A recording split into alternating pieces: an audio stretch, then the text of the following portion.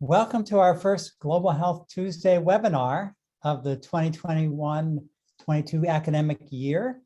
I'm Jonathan Patz, Director of the Global Health Institute, and I am here tonight to welcome Anna Kalbarczyk from Johns Hopkins University Center for Global Health, who will talk about white saviorism and decolonizing global health, which is a very, very important topic these days across a wide spectrum. Every place I go, this is something that's really important.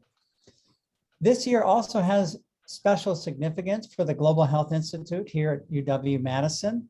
We're celebrating our 10th anniversary this year. We began in 2011, and so it's now 10 years later. So as we look back, we celebrate a decade of leadership and impact addressing immediate needs of equitable health. We're tackling ever-increasing essential threats to the health of humans, animals, and the planet. And through this academic year, we invite all of you to join us to celebrate a decade of working at the intersection of health, equity, and sustainability. There are ways to celebrate our anniversary. You can attend our events. So this is the first of our Global Health Tuesdays. We do this every month, the last Tuesday of the month. Join us on social media. And of course, especially with our 10th anniversary year, we are launching fundraising efforts. So of course, you can think about donating to the Global Health Institute in our 10th anniversary.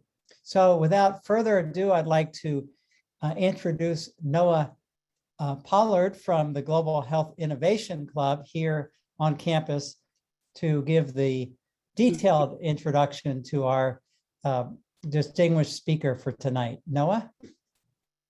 Thank you, Jonathan. So as he said, I'm part of the Global Health Innovation Club on campus here at UW-Madison. We're an interdisciplinary group of students interested in how innovation applies to global health work. So we host seminars throughout the semester that are highlighting researchers and practitioners who are, broadly speaking, working to alleviate global poverty through innovation, from new technologies to big data, policymaking, and more. Additionally, we offer educational opportunities. We're hoping to plan a service event this semester and then also having some socials. And so with looking at the innovations of global health, it's also important that we understand the social and cultural implications of global health and how those impact that. And so with that, I'm super excited to be introducing Dr. Anna Kalbarczyk today. Anna Kalbarczyk is a global health researcher and practitioner with international working experience in South America, Asia, and Africa.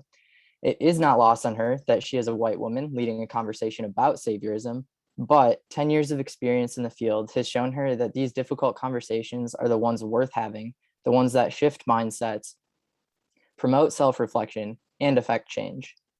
She currently serves as the Assistant Director of the Johns Hopkins Center for Global Health and holds a faculty appointment in the Department of International Health at the Bloomberg School of Public Health. She is most excited about her work to develop a women's leadership program at Hopkins, which started as a seminar series where she interviewed former US Secretary of State, Dr. Madeleine Albright, and transformed into a training course and vibrant network of young women pursuing global health careers around the world. So without further ado, I present to you Dr. Anna Kalbarczyk. Thank you, Noah, for that lovely introduction, and thank you all for having me here today. I just want to ask the hosts if you guys are okay to close the waiting room. We can close it, and then we won't all get that little beep beep every time somebody comes in. So happy to just close that if you're willing.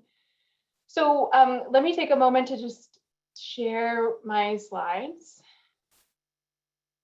and then just get a sense of if you all can see them. Thumbs up, yes. Looks great. Looks great. Thanks, Anna. All right, great. Thank you. So before we dive into the meat of this talk, I really want to take a moment to provide some framing, particularly on where this talk comes from for me personally. So I tend to give this talk largely to students and student groups as an opportunity to really promote self-reflection, both on past activities in global health and on their roles within global health training programs. in order for them to take a moment to analytically look at where these programs come from and how some of their own activities as students and trainees might be connected to ideas of saviorism and colonial medicine.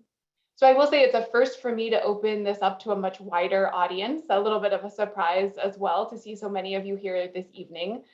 But the premise, I think, still remains the same, that this is a place for self-reflection, for discussion, and for conversation. And so to that end, I also think that it's important to note that the way that I frame this talk and how I think about global health training programs in saviorism is really born out of my own opinion that comes from both places of research and experience. But I want to emphasize again that it's my own view of things in order to allow us to have conversation later. And I will say that my view can be polarizing because I find myself in this talk challenging how we do business in global health, including my own business as the assistant director of the Hopkins Center for Global Health. And then I think I really try to further recognize that some of my own biases are present here. So for example, I am not a big fan, nor have I ever been a big fan of medical missions or student volunteer groups. And that's my bias and it's my perception, and it certainly plays a role in how I've crafted the narrative that I'll share with you today. So in addition to asking you to do a bit of self-reflection, I like to do my own as well here, and then when we get to talk at the end. Okay, I'm almost done with framing. But I also want to take a moment, as Noah said, it is not lost on me that I am a white woman giving a talk on saviorism and decolonization. I do not intend today to speak for others through this mechanism, but I do instead try to speak towards advocacy and towards collaborative approaches as we consider these many complex topics and our own roles within them. So with that, I'd like to get us started with a poll to warm us up. I'm going to launch this, and you should now see a poll in front of you. Have you ever participated in a short-term global health experience, such as a mission trip, maybe a medical rotation, or short-term research? And it's just a quick yes or no. And if you're answering, I'll keep talking, and then we'll wrap it up and revisit the results. So my approach for today is really to start by providing some context of the historical underpinnings of colonialism and saviorism in global health research and practice. You know, the history of international health is riddled with examples of systemic racism and coordinated disease control efforts that focus on promoting colonial interest. And this, I'll argue, is the foundation on which modern day global health is built. And while there's a growing body of literature on fostering equitable partnerships and conducting meaningful stakeholder engagement, current global health initiatives, whether that's in education and training or intervention design and implementation, continue to face a lot of criticism of colonialism and saviorism. So what I'll then do is make a link between these historical issues and the birth and ongoing role of academic institutions within this paradigm. And with this, I'll really be taking a focus on things like practicums, applied learning, in-country training programs. And we'll consider for a moment the catch-22 in global health training. That, in my mind, has historically been, in order to get experience, you need to have experience, and how this has really reinforced some of our problematic practices in the field. And then my hope is to take the rest of the time in discussion with all of you. As I noted in my framing introduction, this is really a space for self and group reflection and opportunities to dive into some of these topics together. So let me share with you the results of the poll, which are really interesting to me. Just over half of you say, wait, can you see them? Yes, there we go. Just over half of you say, yes, you have ever participated in a short-term global health experience, and half of you say no. All right. So to get us started, I'm going to take an academic approach and start with some definitions. Neocolonialism, which I think of as depicted by the image on the right of this slide, is the use of economic, political, cultural, or other pressures to control or influence other countries. And what it assumes is that less developed nations have problems that only more advantaged nations know how to solve. And in public health, what we see this expressed as is top-down solutions, magic bullets and technological solutions, and a theme of improving health in order to exploit labor. Saviorism is deeply connected to neocolonialism, and it's a self-serving assumption that one should be saving or taking care of those in colonized locations. And it is, in its essence, an imbalance of power and privilege. And we use the term white saviorism because really it's this concept. You don't have to be white to be a savior, but it is about proximity to whiteness and the power and privilege that are afforded to those who are white. And so that's why we use this term. So with that, let's dive into a little bit of global health history, which I think whether we're students or faculty, we could always use the refresher. So early colonial efforts to control disease really focused on improving the health status of white travelers in colonized lands, right? This was about creating an environment in which colonists could safely live. And so I want to consider a few early examples of disease control, specifically yellow fever, malaria, and cholera, in terms of early US initiatives in public health. So in 1898, the US invades Cuba and the Philippines as part of the war with Spain.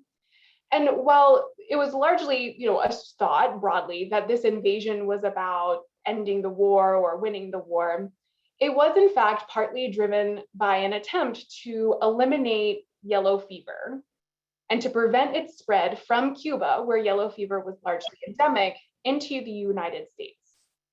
And the success of this invasion was seen as successfully controlling yellow fever. Now, as I said, this was an invasion, right? So we have an entire military theme that goes on here.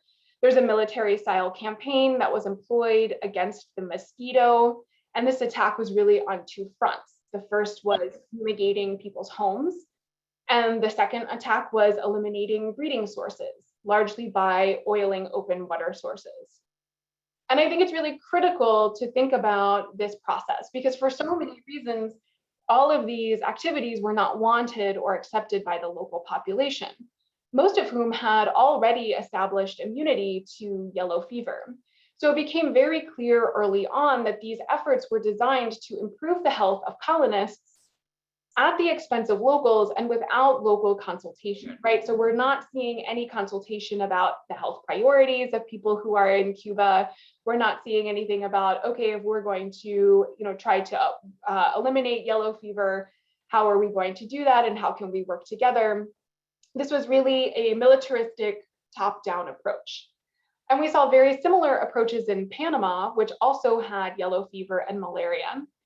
And here, again, malaria control made possible the completion of the Panama Canal. So it's similarly this major focus on workers' health, on economics, on getting people back to work and protecting economic interests. Now, the third example that I'd like to give is cholera control in the Philippines. So the Philippines had a little bit of a different experience than Cuba. So both of them were invaded by the United States. But invasion in Cuba didn't last as long, and there was a lot more resistance in the Philippines. So there was pretty much an ongoing resistance. And this idea of a war-based approach, right, a military-style approach, was even further presented here in this setting. And the public health officials really saw the local population as the primary source of the disease of cholera due to their poor sanitary habits. And US officials were really obsessed with the practice of open defecation and largely viewed locals as incapable of improving their sanitation without white intervention. People were largely viewed as children. And so the interventions here to control cholera reflected the military style and reflected this concept of not including or working or respecting locals. So that included burning homes and neighborhoods that were thought to have cholera, using mass burials as an approach for cholera victims, which was very offensive to families, right? And I think it's important to know that there were a few key leaders who were developing these styles and approaches in Cuba, in Panama, in the Philippines, and were seen as the public health leaders of the day. So social and political coercion from these military styles was made possible. Like really, I mean, the colonial rule made it possible to have these military style campaigns, in addition to the belief in the ignorance of local populations and the superiority of colonists. Because here what we're seeing are multiple levels of this power dynamic. It's not only a disregard of participation with local populations, it's also a disregard of local knowledge. Because in many settings, there was already tropical medicine that was happening, tropical medicine and research. So for example, this idea in the Philippines that locals were incapable of improving their own sanitation, there were already local health officials who were working on this very issue. But just as local populations weren't considered, neither were local experts, knowledge experts in this field. So again, I want to revisit just a couple important themes to get us launched into this next section. So what we see in very early public health, international health interventions is this focus on the health of colonizers and a focus on workers' health, right? Largely a focus on behavior versus structure, right? So people largely were not trying to improve structures, but rather trying to get people to change their behaviors. And we also see thematically through this are different contributions to worsening poverty. So you already have people who are in poverty, right? And that is part of the reason why these diseases are part of their communities. And yet there's no emphasis or investment in infrastructure. Rather, you're burning homes and burning villages, as an example. So these same, actually, let me share my next poll before I launch into this. You can answer while I'm talking. The question is, do you think current training programs overemphasize methods and underemphasize history and ethics? And the reason I ask this is because where we come from in terms of the way that public health interventions were started and these international interventions were launched is directly tied to the way that major academic institutions, including the one that employs me, please don't tattle, right? These were coming from the same place. These were the same school of thought. So these people who had run these health campaigns, right? And the funders who invested in them eventually, like the Rockefeller Foundation, were the ones that launched the initiatives to develop schools of public health and hygiene, like Johns Hopkins, like the London School of Tropical Medicine. And the idea was really for these institutions to attract a wide range of students, largely young medical researchers who would follow in the footsteps of the gentleman who created the interventions that I mentioned before. The Rockefeller Foundation used it to train staff as they started to launch initiatives. And there were also areas to train international students who would return home to head health programs. But these early approaches in tropical medicine are largely criticized for discounting local knowledge, which I've shared through those previous examples, emphasizing technology, top-down approaches, and a lack of attention to social determinants. And in these schools, in these institutes, in the short-term programs that they offered, the curricular focus was on methods and methodologies, the idea really being to launch scientists who could go, whether it was go back to their home countries or who could go to international organizations, what have you. It was a methodological focus, which meant that there became this dichotomy. It was methods versus ethics, history, participatory approaches, and implementation research. And many of the early trainees, particularly those who were coming from international settings, really criticized these institutes for not giving them the tools that were needed to engage communities from which they came. So I'm going to share the results of the poll here. And 91% of you say yes, we are overemphasizing methods, and 9% of you say no, that's not the case. So here again, what I'm trying to make is this connection that we have disease elimination campaigns that were transported by the Rockefeller Foundation, that these became central strategies in public health programs, even in non-colonial settings, and that these became the foundation of international health and training. So that brings me to this part of international training, which is applied learning or short-term experiences in global health, which many programs view as critical to training global health trainees.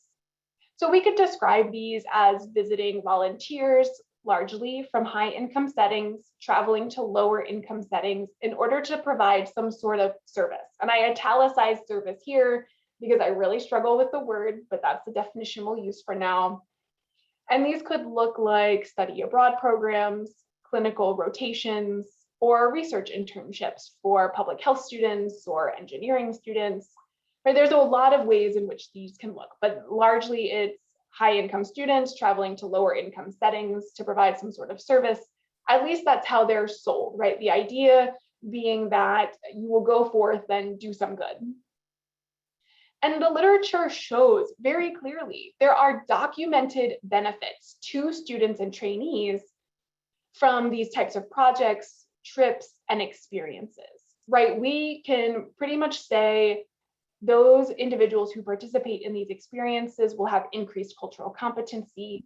They will be more competitive for certain types of jobs. And they're also more likely to work with underserved communities, whether that's globally or within their own community. But as I said, there's this idea of serve, right? And so we also know that while we can document these benefits to students and trainees, that we can also say that they may provide little to no benefit to these communities that they intend to serve, right? It's very rare that you can find a piece of literature that says, that these trips actually made some sort of health outcome difference in the communities where these students and trainees went. The term white savior industrial complex was coined by Harvard professor and novelist Teju Cole in 2012. And he says, white savior industrial complex is not about justice. It's about having a big emotional experience that validates privilege. And then he argues there is much more to doing good work than making a difference. There is first the principle of do no harm. And there is the idea that those who are being helped ought to be consulted over the matters that concern them. So I want to break this down for a moment, because I think this first idea, right, it's about having a big emotional experience that validates privilege. To me, that ties into these documented benefits, right? We know that when students and trainees travel internationally and have some sort of global health experience, there's often this component of self-reflection, maybe seeing something they hadn't seen before, experiencing poverty in a different way. There's something that's emotional that can drive them towards or away from global health work, right? It's this big emotional experience. But there's also this concept then that it's more than making a difference, that there is first the principle of do no harm.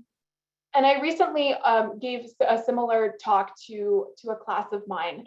And the first argument I heard from a student was, if you do any good, right? If a program, a mission trip, a short-term trip does good, then isn't it of value? And I think what Teju Cole is saying, and what I also argue, is we first have to establish this principle of do no harm in considering what our programs are doing and how they're designed and the way that they interact with the people, again, that they are designed to serve. So I'm going to stop sharing that and launch my third poll, which is, many argue that STEGs do good and can make a difference in people's lives. Do you think that this is a sufficient reason to continue them?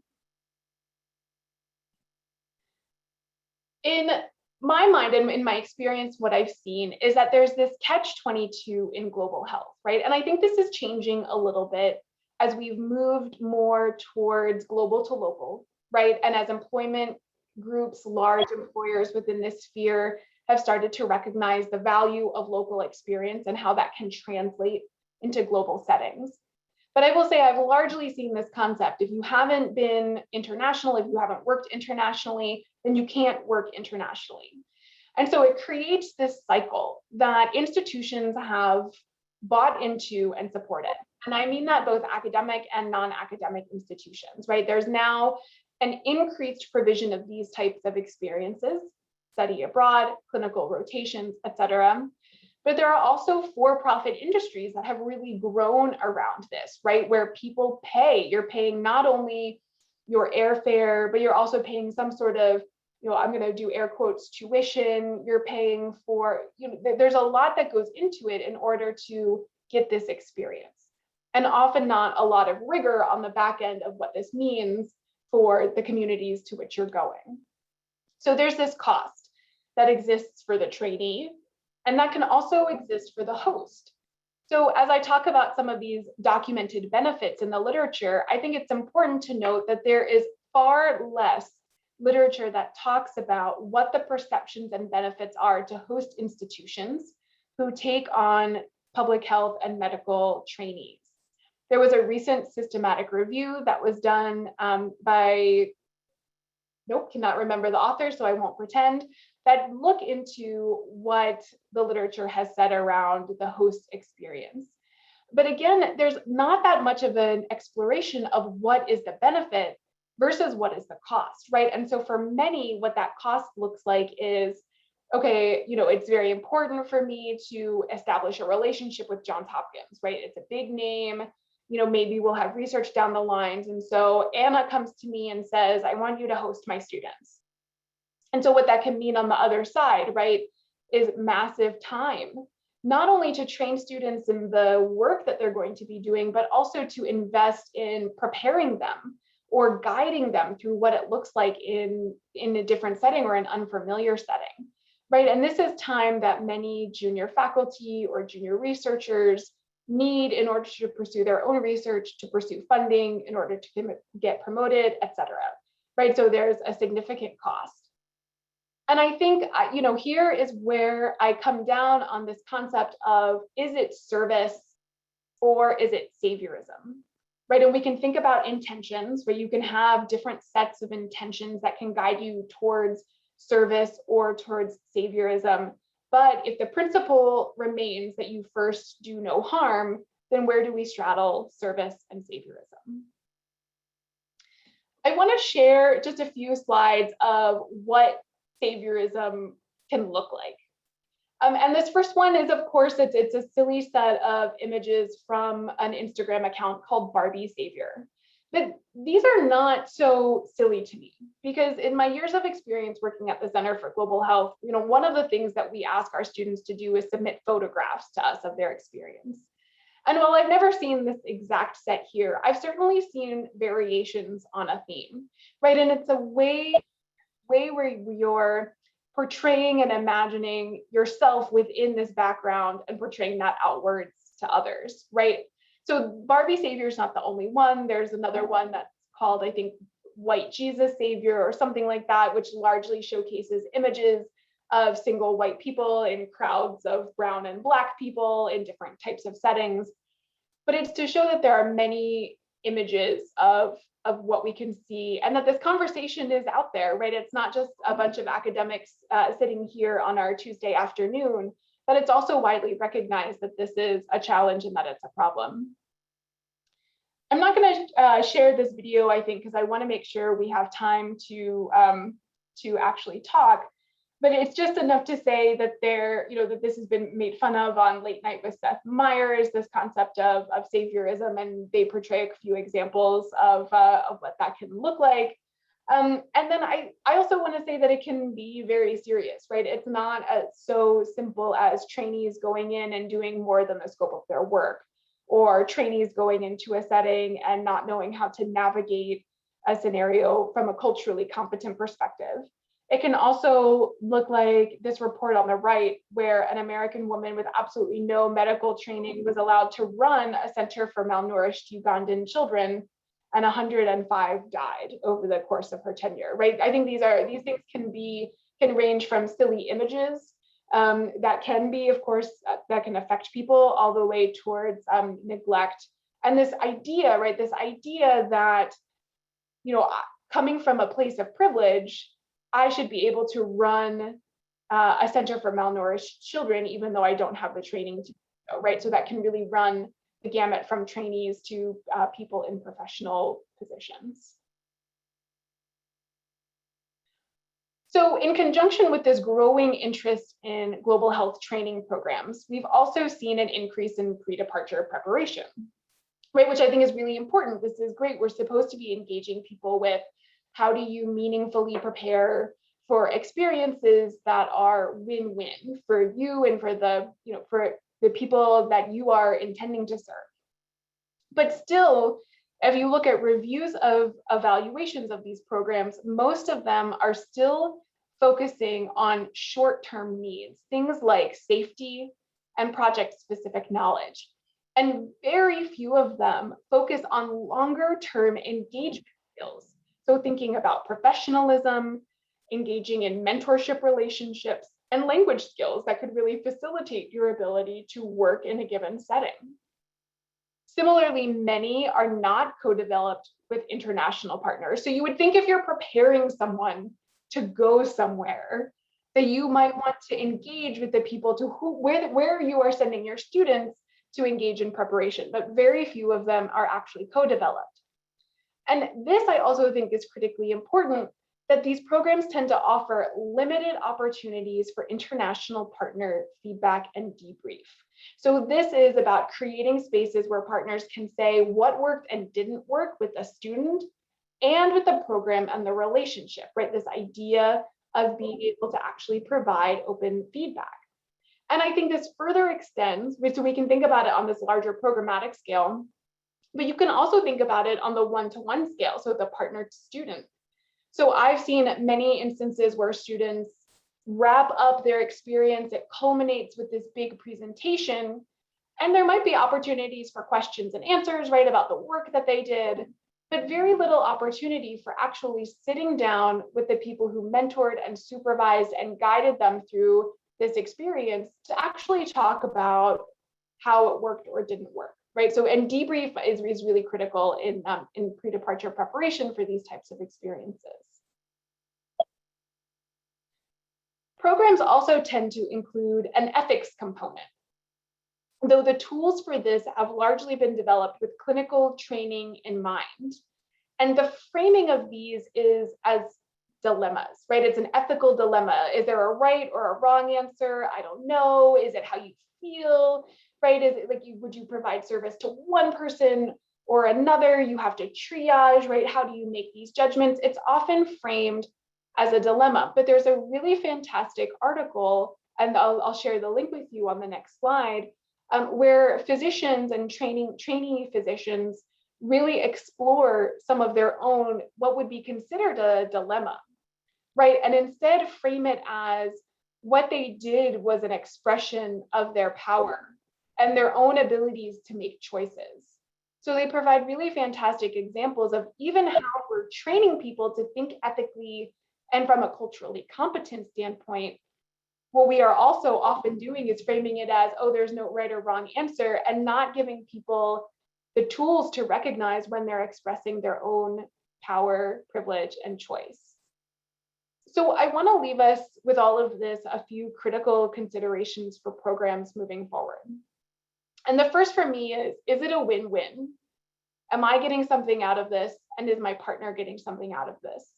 And I think about that, whether it's research, implementation, or training, right? And again, I think the focus today was largely on training, but it has to be some sort of win-win, because I think historically that hasn't really existed for our international partners from a personal, professional growth perspective.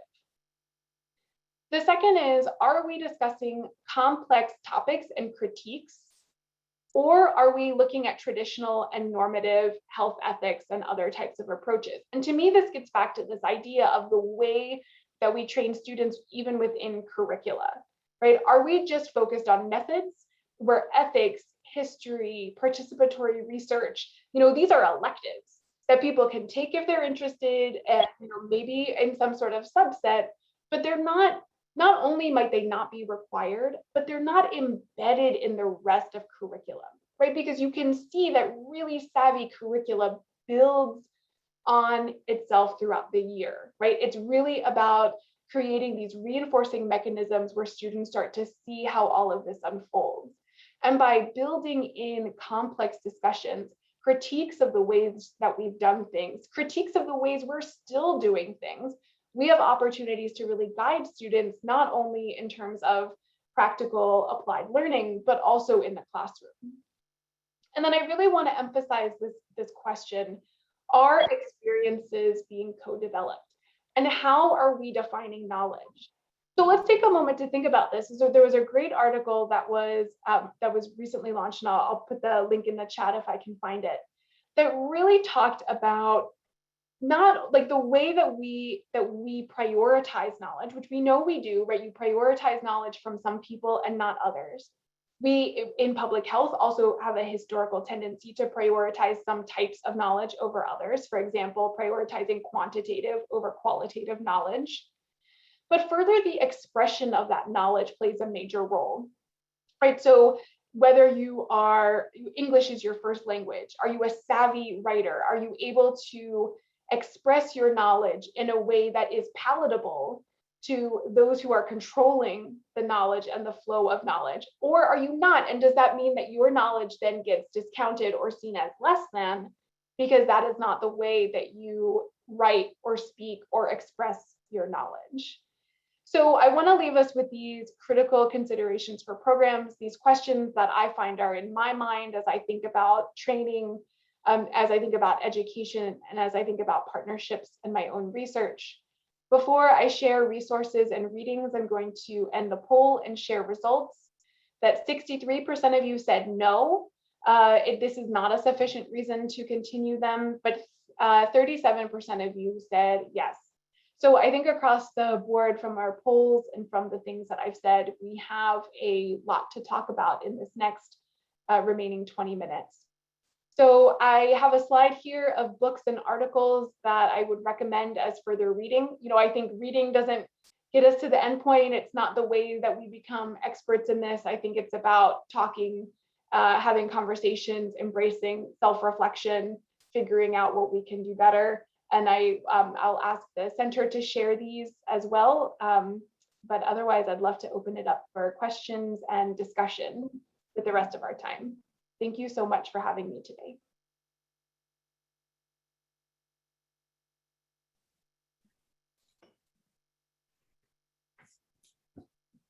So, Anna, if I can just say thank you immensely for an incredible presentation.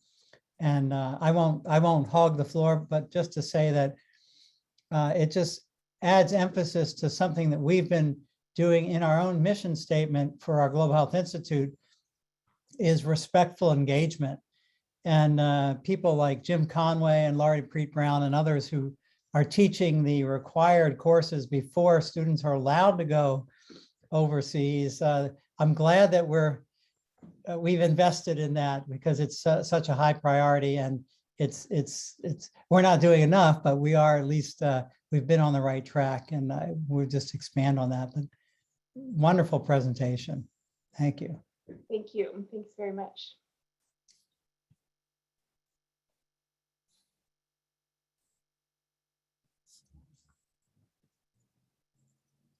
So I'll say one of the reasons I tend to give this talk to students is because they tend to be talkative.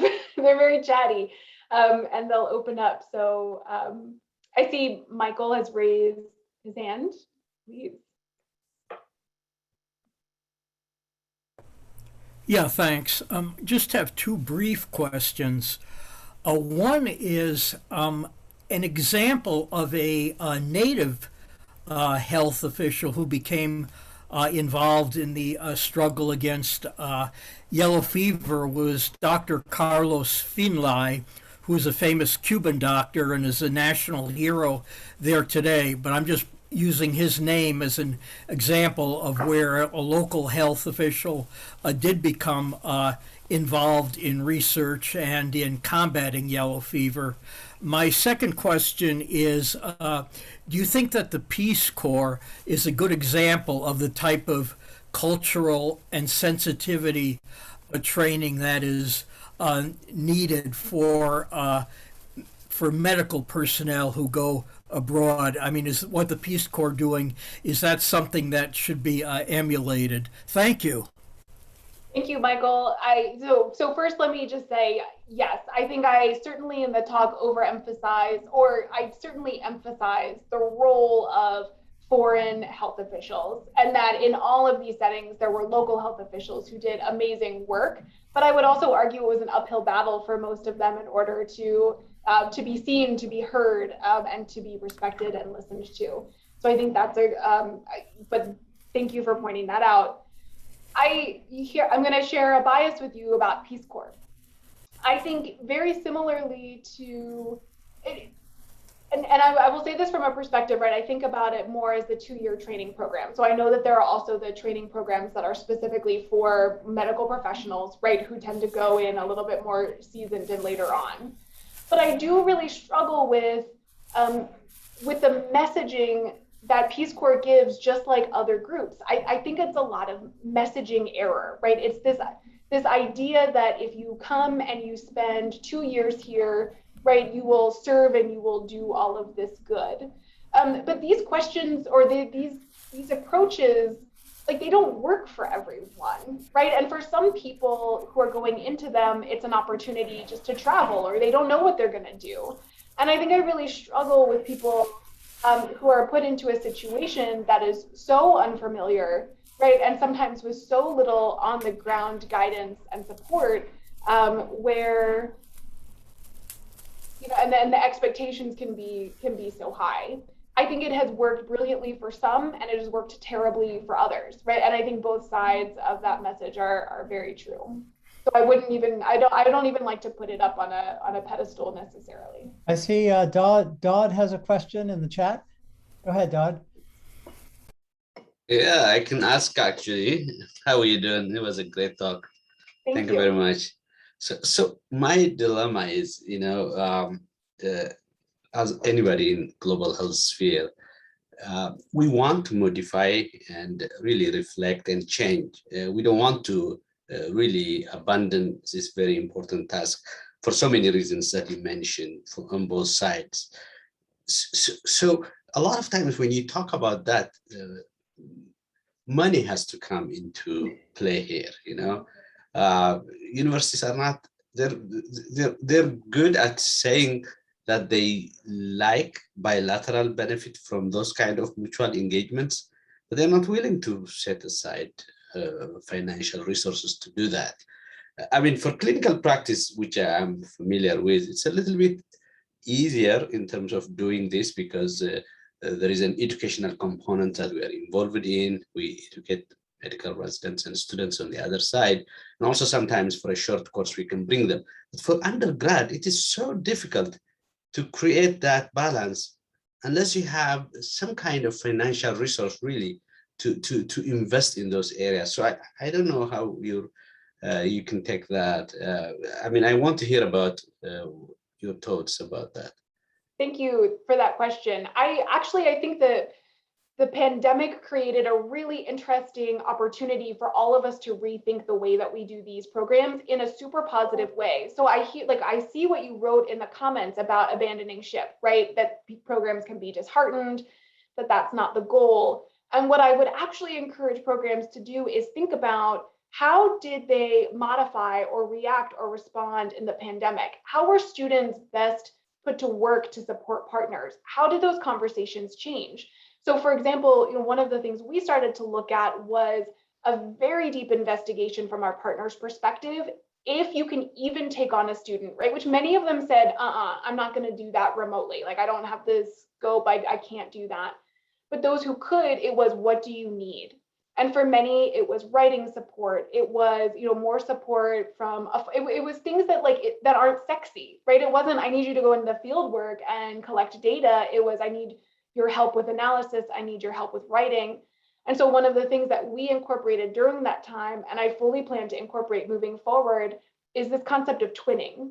That if you're going to be gaining a skill, and I believe very firmly in twinning, that people should be identifying twins very early on, and that you should bring each other up the whole way, right? Identify your people, work together, build different skills, build each other's skills, and keep moving forward. And I think that that was something that we saw. It was a way for our students to stay connected right? And to be able to have some sort of cultural engagement with people who were from a different setting.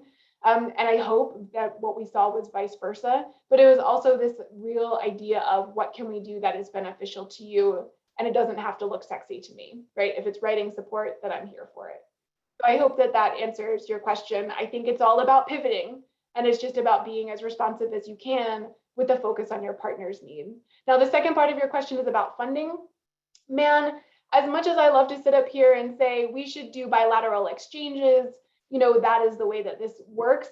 Okay, I've had the exact same problems. I have gotten funders once to agree to that kind of scope, and I didn't even find that it was meaningful. We've got bureaucratic hurdles from a tuition standpoint. You know, the money is so much more because you're supporting every component of someone's education, living, you know, everything that's here.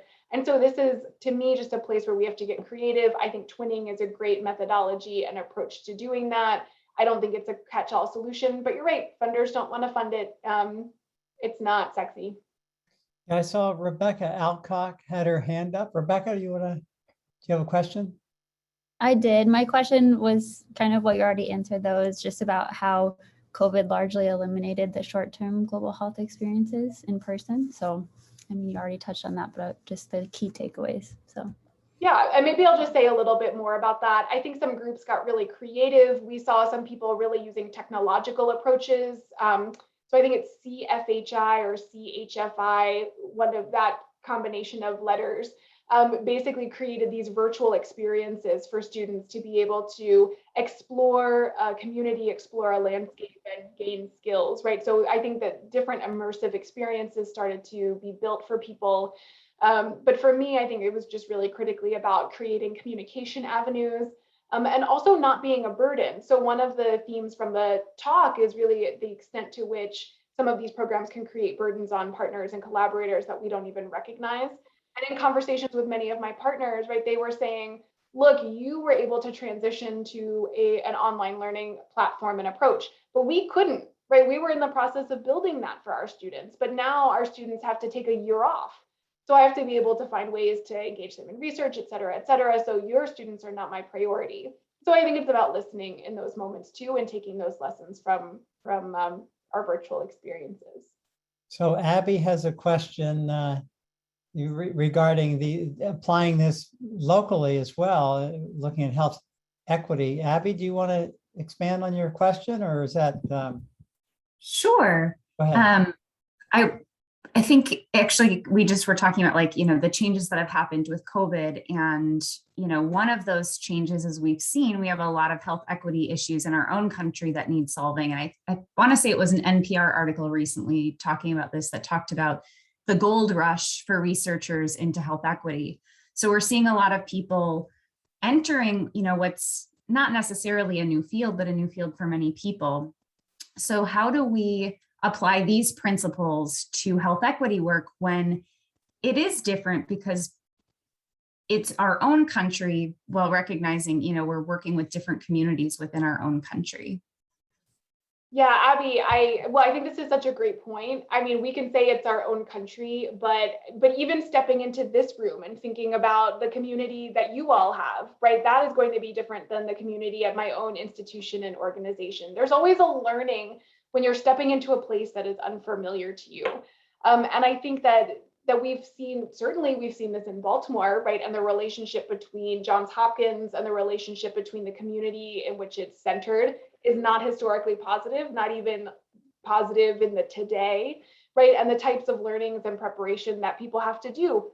Similarly, historical underpinnings. Why are the relationships within this setting, within the organization, within this community the way that they are? What are their needs and priorities, and what do they want? Like, if you're going to be there, what do they want, and how can you meet those needs, right? And then I think the other one is similarly twinning. How can you bring people forward, building skills and empowering people to use the tools, knowledge, and approaches that you have?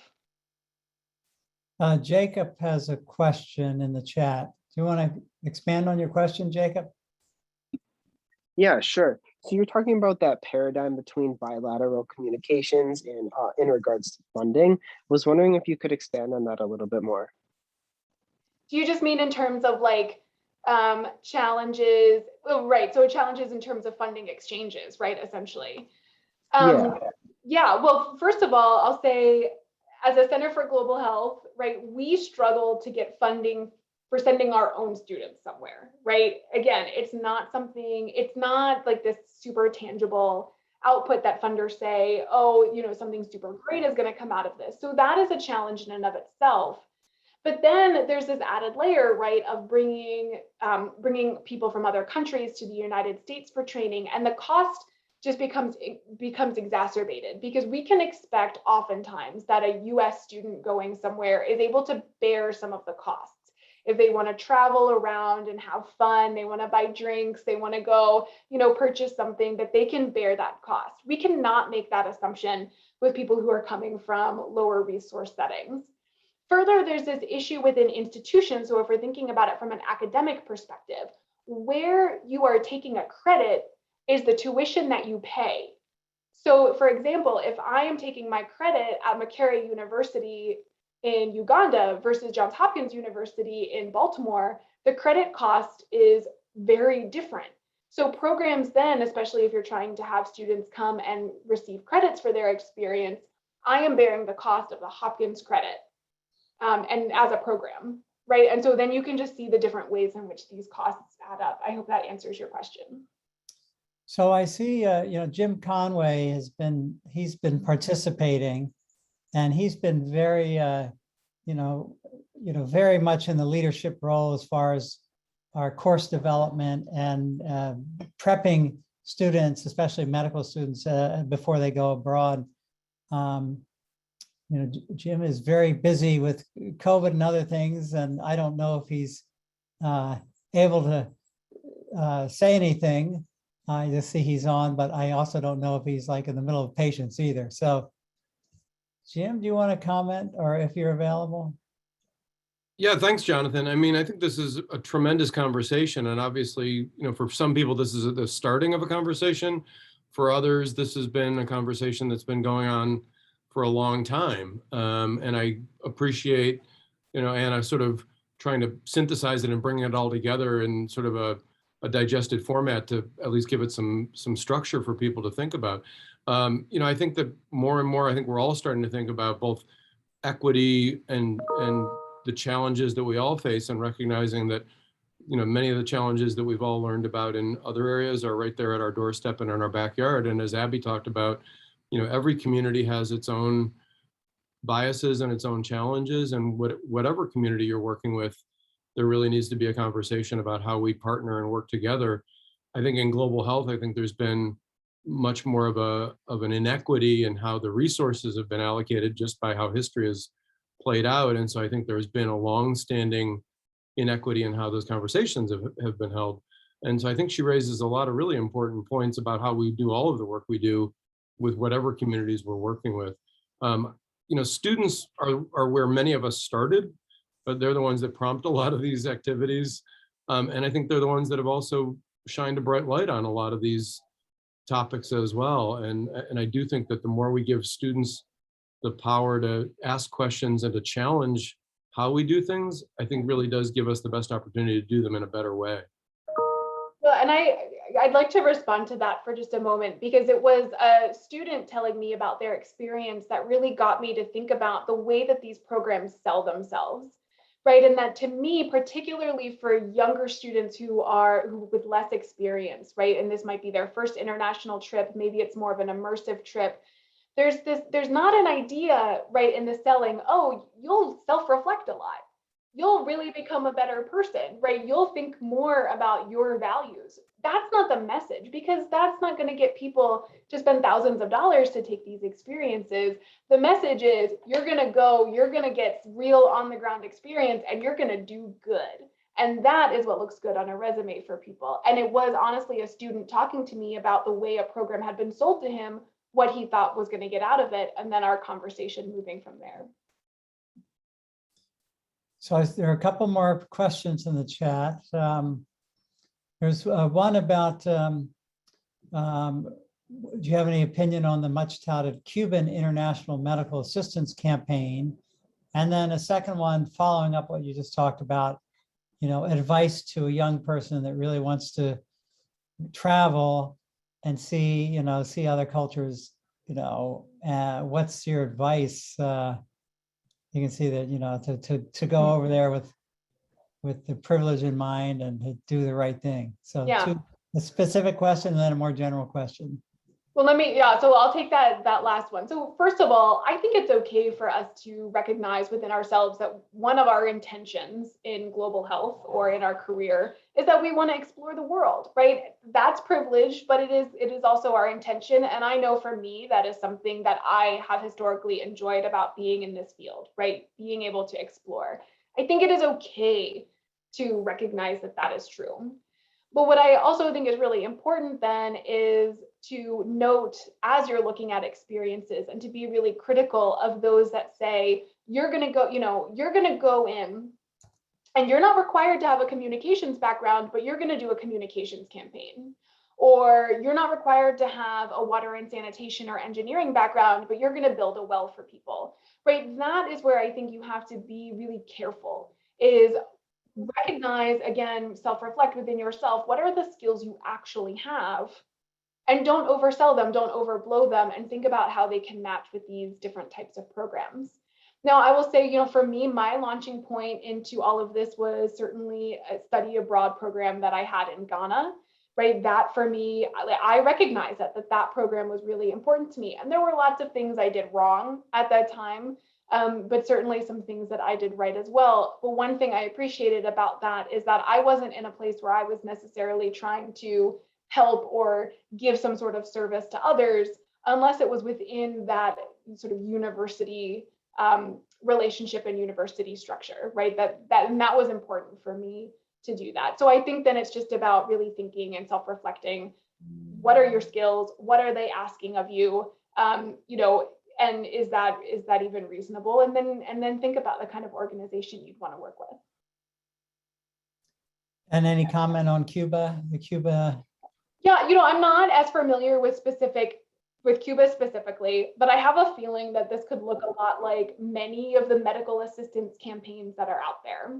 And what I struggle with is this concept still of thinking about do no harm, because many medical assistance campaigns or mission trips are short-term in nature. So what you can do is quickly provide a service that someone needs. But what you can't do is provide the long-term follow-up that is required for many things, whether that's surgery or whether that's health in general, right? I still see many of these as quick fixes to perhaps bigger, deeper problems.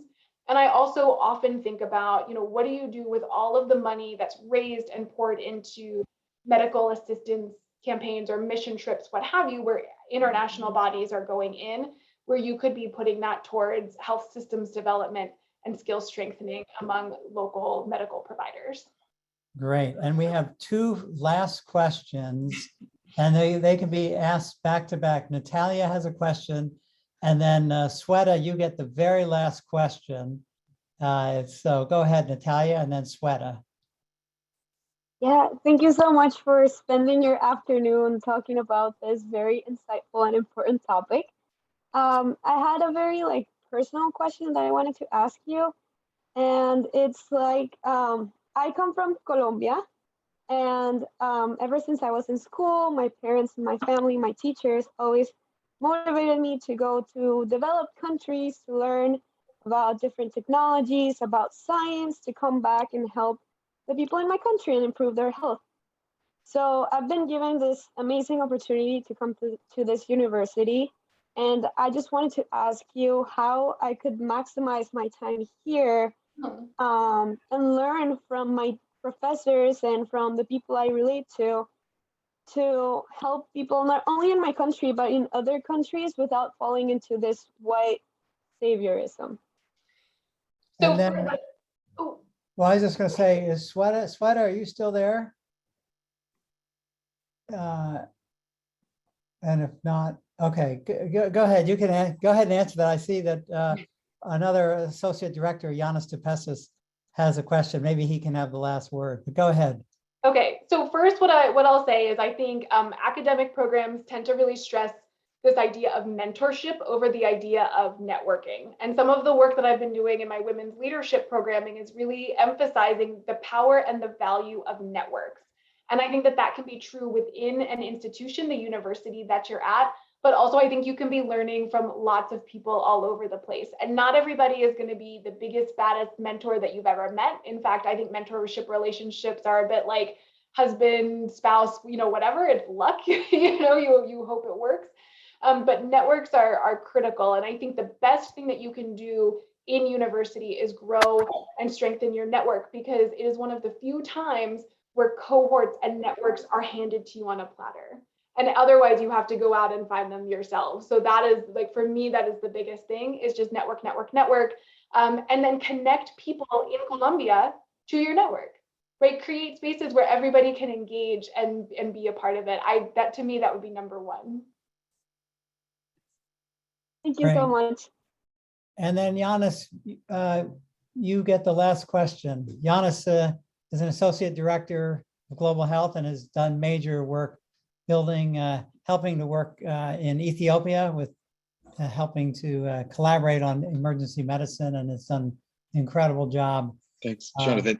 I just wanted to thank, what a remarkable presentation, and I really thank you for your time and bringing this valuable topic to the forefront. I think my question had to do, and I really sort of took to heart your do no harm concept. I know that you talked about it a few times, and so there's, being a clinician, there's almost, as much as you don't want to say it, like there's a gradient of harm, right? And so I'm curious what you think about this do no harm principle, because in these bidirectional partnerships or in twinning partnerships, there's probably some of these harm variables that both of the partners or both of the twinning partners are able to sort of take and see, like, yep, it's worth it to me to sort of move sort of this agenda forward. And some of them that are like hard stops, no. And so I'm just curious, when we talk about this topic, how do you define what that do no harm principle is? Yeah, it's great. So that's such a great question. And I've not thought about that in depth, but I think, or previously, but I once I saw you write it, I had been thinking about this. You talk about— Because the only reason I ask is, like, sometimes they're like, yep, I'm willing to sacrifice 30 minutes a week, but I'm not willing to write a paper or give up my salary. And like some of them, they're like, this is totally valuable. So just— No, so what, I guess what I would say about that is my initial thinking, right, is a lot like when your friend group becomes an adults, right, and everybody goes out to dinner and you stop splitting the bill evenly, or you start to split the bill evenly rather than mix it all up, right? And the idea is, if you can't go out to dinner and if you can't afford the tip and if you can't split it with all of your friends, then you shouldn't go.